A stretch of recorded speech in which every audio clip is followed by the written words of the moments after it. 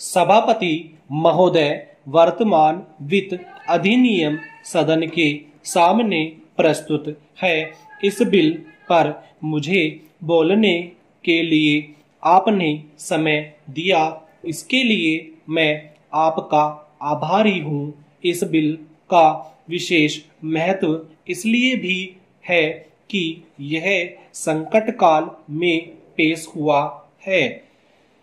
चीन ने हमारे देश पर हमला किया, देश पर संकट आया, राष्ट्र को चुनौती मिली और इस चुनौती को हम सब ने स्वीकार किया, जिसके लिए पैसे की आवश्यकता हुई। इसको वित्त मंत्री ने बड़े कुशलता से देश के अंदर और देश के बाहर से जुटाया।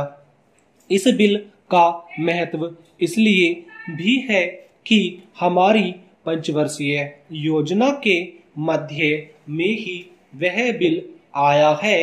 देश में बड़ी बड़ी योजनाएं अभी अधूरी हैं, जिनका पूरा होना देश के लिए बड़ा आवश्यक है। इसके लिए भी बहुत बड़ी धनराशि चाहिए। देश पर संकट आया और देश जागा, कोने कोने से लोगों ने पैसा और सोना दिया और अपने लड़के तक फौज में दिए।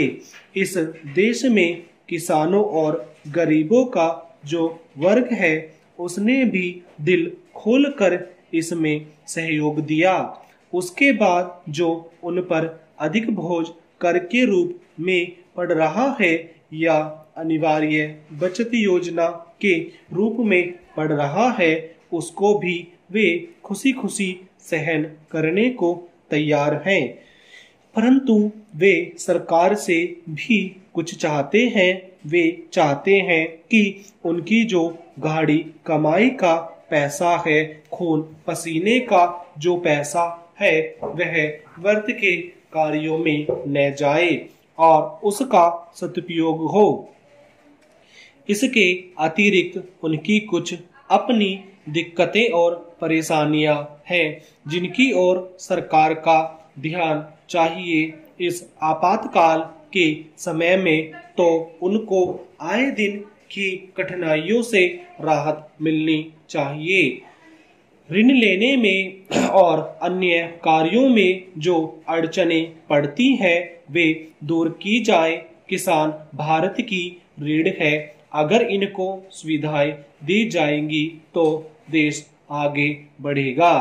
आज जहां देश के साधारण लोगों ने इस सरकार का हाथ बटाया, वहां एक वर्ग ने, जो कि धनी वर्ग कहलाता है, अपने साधनों के अनुसार सरकार के सुरक्षा कार्यों में सहायता नहीं की। मैं यह नहीं कहता कि उन्होंने बिल्कुल सहायता नहीं की, लेकिन अपनी स्थिति के अनुसार सहायता नहीं की। जहां तक योजनाओं का संबंध है, इस देश को समृद्धिशाली बनाने के लिए योजनाओं पर काफी काम हो रहा है। उपाध्यक्ष महोदय, इसमें कोई संदेह नहीं है, लेकिन कई स्थानों पर देखा गया है कि काफी काम हो रहा है, जबकि कुछ को इतनी उपेक्षा की दृष्टि से देखा जाता है कि वह काम न होने के कारण वे इसके विकास की दृष्टि से पीछे रह जाते हैं। मैं उत्तर प्रदेश का उदाहरण आपके सामने रखना चाहता हूँ। वहाँ पर चाहे उद्योग धंधों की योजना हो या किसी अन्य विकास के विषय में हो या दूसरों की तुलना में, वह बहुत काम हो रहा है और वह पिछड़ता ही चला जा रहा है। माननीय अध्यक्ष महोदय, इस विधेयक के संबंध में इस सदन के इधर के बैठने वाले लोगों ने और उधर के बैठने वाले लोगों ने बहुत सी बातें कही हैं, जैसा कि यह विधेयक है, इसको अभी प्रवर समिति के सामने विचार के लिए जाना है और वहां से विचार होने के बाद यह इस सदन के सम्मुख फिर से विचार के लिए प्रस्तुत किया जाएगा। तब मान्य सदस्यों को पूरे तरीके से यह अधिकार होगा कि जहां तक इसके अनुबंधों का संबंध है उसमें परिवर्तन कर सकते हैं या उनको हटा सकते हैं। कल से जो बातें हो रही हैं वह सब नोट की गई हैं और मैंने बहुत सी बातों को सुना है। प्रवर समिति में उन सब बातों पर विचार किया जाएगा। बहुत से मान्य सदस्यों ने इस तरह की बातें कही हैं और वह बहुत आवश्यक मालूम हुई है और जैसा कि मैंने कहा है उन पर विचार किया जाएगा। जहां तक सहकारिता का संबंध है, चाहे इधर के बैठने वाले मान्य सदस्य हो चाहे उधर के बैठने वाले मान्य सदस्य हो, सबकी यह मांग है कि जब हम जनतंत्र में विश्वास करते हैं और अपने यहाँ उसका गलत लाभ भी उठाया जाता है, तब सहकारिता की बहुत आवश्यकता है। इसको रोकने की आवश्यकता है।